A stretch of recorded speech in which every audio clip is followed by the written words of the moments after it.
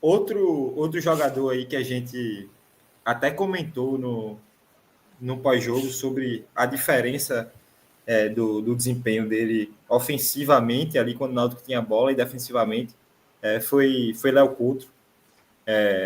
Ele foi um dos responsáveis aí por esse destrave na jogada do Náutico. A gente viu o Cauã Maranhão chegando muito ali por meio de passe de Luiz Paulo, Mezenga fazendo tabela com ele algumas vezes. Só que isso do lado esquerdo. Do lado direito, quem foi responsável por acionar Marco Antônio, para quem, assim, para essa profundidade ali do volante, para ele chegar como elemento surpresa, não foi um lateral, não foi Arnaldo, foi Léo Couto.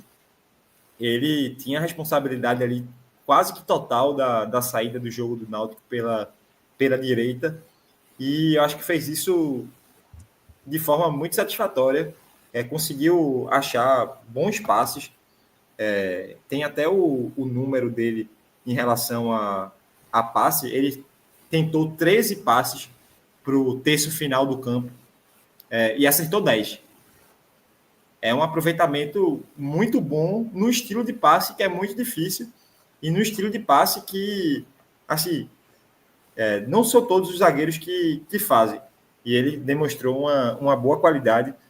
Tem a parte defensiva, vai ter a parte defensiva aí no vídeo. Eu acho que ele se safa um pouco, ele e Ryan se safam um pouco pela qualidade da equipe de Jaguar, né? Assim, Pedro Maicon é um bom jogador, mas ele é um bom jogador a nível estadual, a nível pernambucano, Série A2.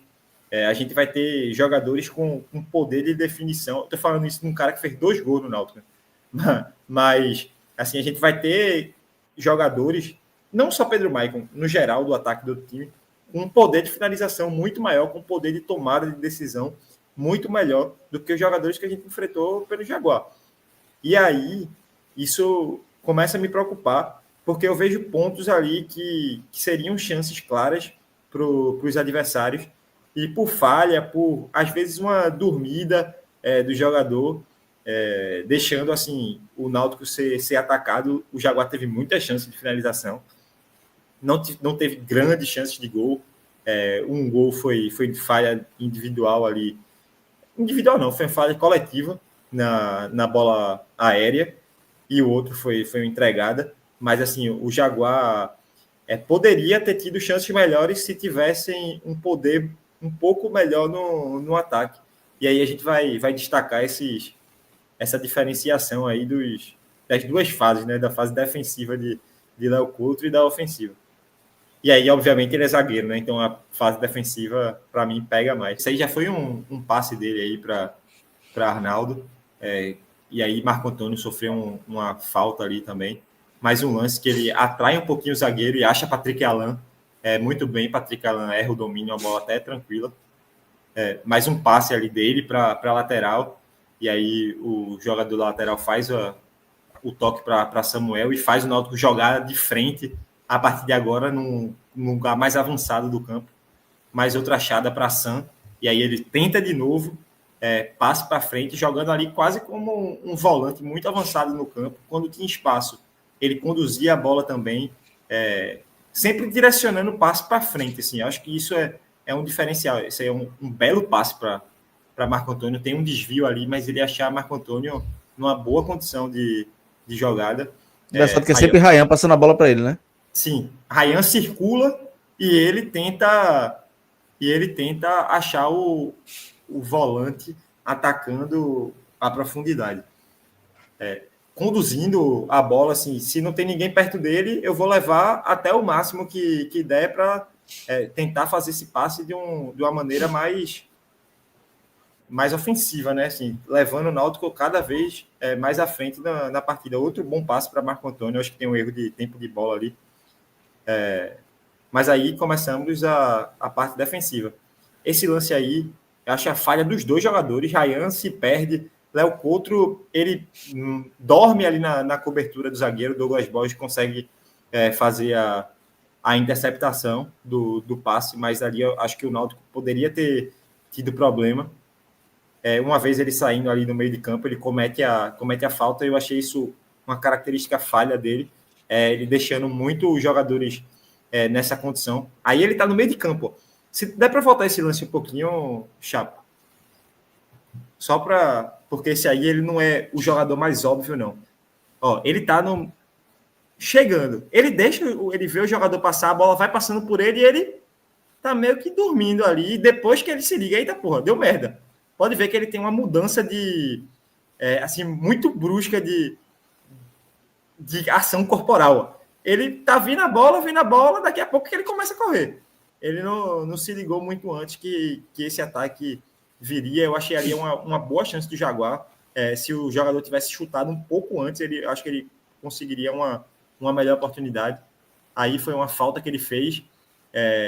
O lance seguiu e ele voltou, acho que um pouco lento. Assim, foi um chute bizarro do jogador do Jaguar, mas a recomposição ali dele após o lance rolar eu achei meio fraca. Aí foi o cartão amarelo que ele leva também, o jogador driblando. Assim, eu tô achando os zagueiros do Náutico, isso foi até um ponto que a gente comentou mais sobre Ryan do que Léo Couto, mas muito dribláveis. Assim, sim. Acho que os jogadores estão tendo uma facilidade muito grande de passar pelos zagueiros, não passar propriamente dito, mas conseguir sofrer a falta, conseguir êxito ali na jogada. E isso me preocupa porque a gente enfrentou Petrolina e Jaguar. Com certeza a gente vai enfrentar pontas mais eficientes, jogadores de meio mais eficientes nesse quesito em outros jogos. E são, tipo, dois zagueiros que, assim, não conseguem fazer esse combate por dois motivos diferentes. O Léo Couto porque erra muito tempo de bola e o Ryan porque eu pelo menos acho ele muito retraído. Tem momentos que eu acho que ele consegue dar o bote, que ele pode dar o bote, que ele pode realizar o desarme ou a interceptação, e ele simplesmente não faz, ele cerca bastante. Então, tipo, são o mesmo problema, mas por duas situações diferentes.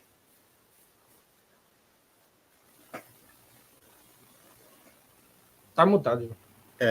Foi mal. Ryan, nesse jogo, foi por... Assim, ele passou um pouquinho ileso, porque o jogo não aconteceu ali muito por ele, sabe? Foi mais erro, assim, alguns erros de posicionamento e tal, mas no jogo do Petrolina, ele me fez passar, assim, perdi uns 45 dias de vida ali, tranquilamente, sim, por essa falta de bote que Daniel falou, assim, aquela jogada do cara com a bandagem correndo com dificuldade e ele não deu o bote para roubar a bola, assim, aquilo ali para mim é o retrato do que Daniel falou. É um cara que tem realmente dificuldade nessa questão. Ali ele me tirou do sério. Ali e do lance do gol do Petrolina. Foram dois lances que assim me tiraram do sério. A torcida inteira gritando, pedindo para ele dar o bote no jogador com a bandagem no pé, gritando, o cara parado porque não conseguia... Parecia uma múmia se desmanchando. E ele lá, tipo, olhando o cara, pô. E assim, foi revoltante, pô. Muito revoltante.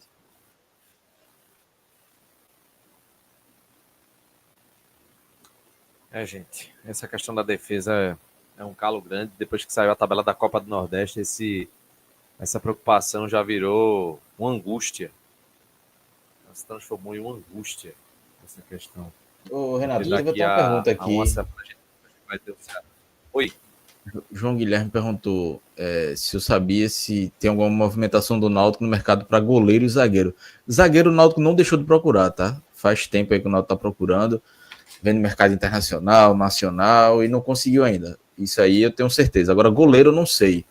Já surgiu informação de que o Náutico poderia ter tentado o Simão, aquele zagueiro foi do Operário, mas eu falei com o próprio Simão hoje, ele disse que não teve nenhum contato, e hoje é difícil porque ele está sendo titular lá no time de Portugal. Então, não sei se o Náutico foi ao mercado, e talvez dificilmente alguém confirme oficialmente isso, mas zagueiro já era um fato que, desde antes do Pernambucano começar, o Náutico estava atrás de um zagueiro. O Granja falou na última live aqui do ano, falou que poderia, talvez, um ou dois zagueiros até, né? Ele falou em zagueiros, mais de um, então. Então o Náutico segue aí no mercado buscando. Agora o goleiro, eu ainda não tenho essa informação. Meu velho, não tem pra onde correr, não. Tem que reforçar. Tem que... Pelo amor de Deus. Tem que contratar. Ô, Renato, só para a gente fechar aí as análises individuais, que de um jogador que, assim, na live passada a gente até falou bem dele, só que não tinha dado para ter a proporção da partida em termos de números que ele tinha feito, que foi Giovani. Eu acho que todo mundo teve a impressão que Giovani entrou bem, que Giovani deu dinâmica ao time, mas hoje por curiosidade, eu estava vendo o número de todos os jogadores, né? E aí cheguei em Giovani. E aí, assim, simplesmente o cara não errou. Ele teve 35 minutos jogados, deu uma assistência, tentou 23 passes, acertou 100% deles, tentou 3 lançamentos, acertou 100% deles, tentou 3 cruzamentos, acertou 100% deles. E aí, antes que me perguntem, o escanteio conta como escanteio, não conta como cruzamento. Assim, por mais que o jogador tenha interceptado, é outro tipo de jogada aqui, como conta. Tentou dar um drible, acertou também todos os dribles, teve 2 recuperações de bola, as 2 no campo de defesa do Jaguar, então mais próximo do gol ali, uma roubada de bola mais perigosa. Então, assim, o cara acertou praticamente tudo que ele tentou no jogo. Tiveram vários 100% nos números dele, e aí eu acho que ficou justo pela partida que ele fez. Eu realmente achei que ele deu uma dinâmica no meio de campo, aparecendo pelo lado esquerdo, mas algumas vezes caindo um pouquinho pelo lado direito também. Achou o passe ali, um belo cruzamento para Samuel. Então, assim, fez uma grata partida, e eu acho que não tinha como a gente falar num programa que fala sobre número de jogador e tal, sem citar um cara que teve alguns 100% aí na lista dos scouts dele. Ô, João, eu estava até comentando assim sobre o Giovani, que eu achei ele. Acho que o Daniel, né, fez uma postagem sobre o Giovani com os números, e eu elogiei, mas eu vi algumas pessoas dizendo: tem que tirar ele, tem que colocar ele no lugar de Patrick Alain. Eu sou precavido quanto a isso, porque a gente tem que entender o contexto, né? Por exemplo, Hélio Borges entrou bem ontem, mas você entra no segundo tempo, o jogo já é diferente, a defesa mais cansada. O próprio Giovani também, ele entrou bem contra o Petrolina, já foi no primeiro tempo, e ontem foi mais no segundo tempo. E assim, há muitas vezes uma ansiedade do torcedor de querer mudar logo. Não, Patrick Alain foi um jogo mau, vamos tirar. Mas é um jogador que teve um investimento alto de renovação, que foi bem ano passado. Então, assim, início de temporada, não dá para você, com 2 jogos, já dizer, vamos tirar o cara ou não. O que o torcedor tem que celebrar é que tem uma opção aqui. Se Patrick Alain estiver mal, Giovani está dando conta do recado. Se o time precisar de um ponta, você pode acionar Hélio Borges. E aí você vê com 4, 5, 6 jogos. Se Patrick Alain passa 6 jogos e jogar mal, aí Giovani merece a vaga. Da mesma forma, Hélio Borges, uma vaga no time. Então, eu acho que mais do que ser assodado ali para mudar logo o time titular, é você entender que esse cara pode ser importante, muito importante no segundo tempo. Talvez seja mais importante no segundo tempo do que no primeiro. Isso aí é a temporada que vai mostrar. E isso é bom, porque o Náutico está tendo opções no meio campo e no ataque. O Marco Antônio ainda não foi tão bem, mas ainda tem a Auremi para estrear. Mas Giovani bem, Cauã Maranhão bem, o próprio Hélio Borges, até comentei com o João mais cedo, o Náutico hoje não joga com ponta. Mas por que será que Hélio Borges não caberia ali numa função que o Marco Antônio faz? Se quiser poupar alguns jogadores contra o Central, ele podia jogar ali uma função que o Marco Antônio e o Cauã fizeram. Começando do meio campo e abrindo para a ponta. E ali você tem... E Hélio Borges é um cara que é um jogador de progressão, né? Ele consegue ir para cima, ele não é um jogador zero à esquerda. Você vê que ele tem velocidade, mas ele, pelo menos aparenta, ter uma visão de jogo que ele mostrou aí nos primeiros jogos. Então, acho que o Náutico tem que celebrar essas opções e ir testando, até achar o time ideal e não ir mudando. Veja, tirando o goleiro, que é uma situação à parte, mas Patrick Alain, você vai observando com o Giovani, o próprio Hélio Borges, Cauã já ganhou a vaga de Renato Alves e merece ter sequência. Aí você vai vendo aos poucos como é que as coisas vão acontecendo. Mas o importante é ter essas opções e boas opções. Isso aí é fundamental. Do meio campo e do ataque, eu acho que o Náutico tá bem servido. E aí, Cláudio, assim, Giovani já entrou em outras partidas. Ele entrou contra o Petrolina e não foi tão bem assim. Obviamente que foi numa situação, num contexto completamente diferente, ele jogando numa posição completamente diferente. Mas, assim, não dá para ir minando todos os jogadores assim, de forma tão rápida, sabe? Como tu falou, o goleiro é a parte, mas eu acho que o Patrick Alan, pelo que fez, até jogo passado, eu acho que jogo passado ele não foi mal. Nesse ele teve alguns lampejos, mas uma partida muito, muito aquém, realmente. Só que, assim, não dá para fazer a substituição agora. Tem que, talvez aí num rodízio, o Náutico poupando alguns jogadores jogo que vem, e aí Giovani seja sendo titular, mas, assim, realmente tirar do time, eu acho muito, muito precipitado. E é também até questão de ajuste coletivo, pô. O Náutico coletivamente ainda está se organizando. Então, tipo, vão ter jogadores que vão ser prejudicados individualmente. Então, assim, é questão de ter paciência, pô. Vamos ver com a sequência de jogos. Não dá para, no segundo jogo do ano, a gente querer cobrar que um jogador seja 100% nas duas partidas. Tem esse período de teste. A gente está vendo jogadores entrando no segundo tempo, mas vamos ver o real potencial deles. A gente está cobrando um jogador que está sendo 0% nas duas partidas. Agora, não dá para cobrar para ele ser 100. Não dá nem para ser 100, nem para ser 0. Então, vamos ter um meio termo. E é tudo uma construção, né? Como o Daniel falou aí, o coletivo é uma construção. Marco Antônio, a gente sabe o potencial dele. Tá mal fisicamente, o próprio Caio Wesley falou aqui no chat. Tá mal fisicamente, mas ontem já foi melhor do que no jogo contra o Petrolina. Giovani já foi melhor do que no jogo contra o Petrolina. Então, é uma construção. Patrick Alan pode ser que evolua. O próprio Souza também, não dá para descartar Souza, não. Souza foi muito mal contra o Petrolina. Mas, pô, a gente sabe o potencial dele. Sabe o que ele pode render. Talvez ele perca a vaga para Auremi, se a Auremi começar bem. Mas não é um jogador completamente descartado. Então, é tudo uma construção de física, técnica e tática do início de temporada. E tem gestão de normal, acontece, né? Ainda mais assim no começo da temporada, acontece. Sim, não dá para sacrificar por um jogo, não.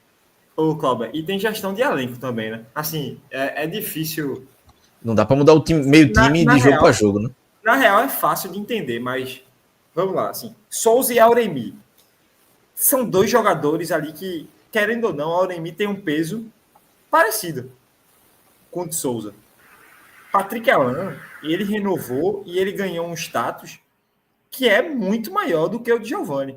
Então, até esse X acontecer aí, tem um tempinho que vai fazer o treinador ter a segurança ali para efetuar a mudança. E aí, por exemplo, vamos supor que Patrick Alan não jogou o primeiro jogo, e aí, para dar uma continuidade, Giovani jogou de titular.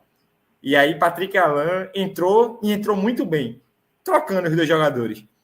Nesse caso, seria mais fácil, no terceiro jogo, Patrick Alan ser o titular. Por questão de status que o jogador tem no elenco, e isso é normal. Então, para o contrário acontecer, vai ter que levar mais um tempinho. É questão de ter crédito também com todo mundo, né? A Patrick Alan a gente viu jogar a temporada passada e sabe do que ele é capaz. Giovani a gente viu duas vezes ele entrando bem, mas a gente também não sabe como ele é nos dias ruins, pô. Patrick Alan a gente sabe a partir do que ele pode entregar e é o máximo que ele pode entregar. Mas Giovani a gente viu alguns minutos, ele foi bem, mas ainda tem que ter esse tempo a mais, a gente tem que testá-lo mais vezes, sabe? Então, segue essa linha, pô. Segue essa linha. Eu entendo que a torcida dos jogos aí quer pedir mudança e tal, mas não adianta, pô. Não adianta porque tudo tem que ser minimamente calculado para não prejudicar o jogador, sabe? Ele tem que ter seu devido espaço, tem que ser sua devida minutagem e não dá para fazer uma mudança brusca assim, cara. Embora o Náutico ele tenha tido, né, os 3 gols marcados através de cruzamentos, mas trabalhando a bola pelo meio de campo, tendo essa alternativa, o Náutico conseguiu ficar na cara do gol algumas vezes, né? É um ponto a ser aprimorado, né, por Marquinhos Santos, né? Até pra gente poder ter repertório, né? Porque eu fico pensando, por exemplo, a gente pegando um adversário mais qualificado que obviamente vai estudar o Náutico antes, eles vão fechar, se eles fecharem a lateral, o time vai ficar naquela carência, né, sem saber o que fazer, né?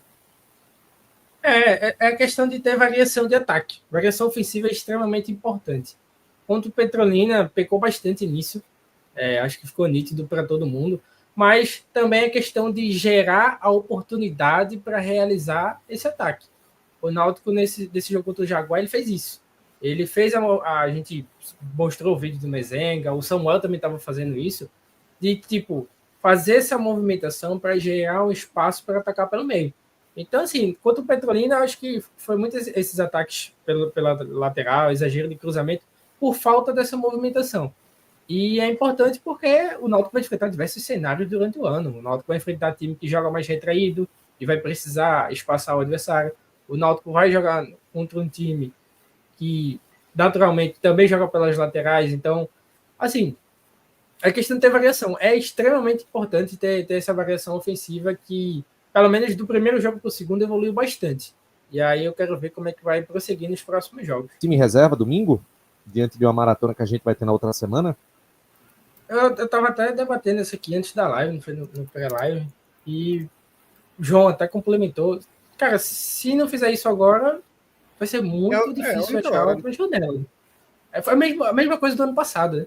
Ano passado o Náutico também teve essa oportunidade de ter a janela exatamente nesse momento, não aproveitou e a gente viu no que deu, né? E assim, mas tem um problema aí, pouquíssimo treinador tem coragem de fazer isso. Por quê? Se ele perde para o Central e empata logo em seguida, a estatística vai ser 4 jogos, 2 empates, 1 derrota, 1 vitória. Aí ele e o próximo, depois é o Santa, né? Depois do Ceará é o Santa. Pronto, perde o clássico e empata o outro, ele está demitido. Pronto, mas aí tu... Se ele perde para o Central, perde o clássico e empata o jogo seguinte, ou ele está demitido. Mas aí imagina, ganha do Central, um joguinho xoxo assim, 1-0, aí perde para o Ceará, perde para Santa Cruz, também não fica bonito para ninguém, né? Fica bom para ninguém também. Aí você diz, pô, é questão de importância, né? Se ele forçar o time contra o Central e perder para o Ceará, também não é bom negócio. Eu tenho medo de lesão, velho. Na moral, é a cara de Arnaldo machucar. Assim, pra mim esse jogo é Arnaldo no chão. O gramado de lá, Sertão, duro pra caramba, velho. É muito ruim o gramado de lá, gente. Eu ouvi uma informação de bastidor de que estão analisando a possibilidade de mesclar o time e rodar o elenco. Não está 100% batido esse martelo. Talvez amanhã já tenha uma definição concreta, mas estão analisando a possibilidade. Eu faria, veja, não colocaria um time 100% misto, mas eu colocaria alguns jogadores, viu? Veja, eu poderia testar os 2 laterais. O goleiro, acho que para mim é óbvio que tem que trocar. Mas eu testaria os 2 laterais. Tinha que jogar esse jogo. Eu botava Léo. Dá uma Léo. última chance para dar ritmo. Dá uma última chance. E fala assim, ó. Veja, para dar ritmo era melhor o Welleson. Porque se ele pegar ritmo, ele já joga contra o Ceará. Pensando no jogo do Ceará. Agora, veja, dá para você poupar os 2 laterais. Dá para você... Auremir eu seguraria. Felipe na zaga poderia entrar. Alanzinho poderia entrar no lugar do Marco Antônio. Acho que o Cauã Maranhão, acho que deveria continuar. Acho que é importante para ele continuar pela sequência. O Giovani no lugar de Patrick Alain. Não como mudança, Giovani é o titular, mas para testar. E aí o ataque, acho que eu deixaria Samuel. Agora Paulo Sérgio, Mezenga. Paulo Sérgio não colocava. Talvez tentando mudar a formação, tiraria Paulo Sérgio Mezenga, botaria Samuel, Caion e Hélio Borges. Perfeito. Porque Thalissa não tá nem indo pro banco, né? Assim, veja, uma escalação aqui: Welleson, Marcos Ítalo, Felipe, Léo Coutro, Igor Fernandes, Souza, Cauã Maranhão, Alanzinho, Giovani, Hélio Borges, Samuel e Caion. Acho que é um time ok. Aí joga com um a mais, né? Eu botei um a mais, foi? Foi. Tem que ser 2 atacantes. Se jogar com 4 no meio... Não, então vai ter que sair Alanzinho. Alanzinho perdeu a vaga. O meu time foi o 4-3. Eu prefiro o time de Cláudio aí. Bota mais um. Veja, é melhor mesmo. Mas qualquer coisa faz um revezamento de minutos, pô. Bota um cara para jogar uns 60, bota outro para jogar 30. Mas veja, dá para mesclar e dá para um time competitivo. Dá. Veja, Souza eu acho que tem que ir, porque precisa recuperar confiança. Cauã Maranhão continuar, Samuel continuar. Os 2 laterais são 2 laterais já rodados, então assim, não são jogadores jovens, Igor Fernandes principalmente, Marcos Ítalo um pouco mais novo, então foram bem no último jogo. Dá para você ter um time ali bem competitivo. E a média de idade baixa legal, né? Por essa partida. É interessante. Principalmente no ataque, né? Agora sim, eu levaria Mezenga e se Paulo Sérgio tivesse condição pro banco. Porque se a coisa apertar, aí você bota os 2 centroavantes ali para ver se consegue alguma coisa.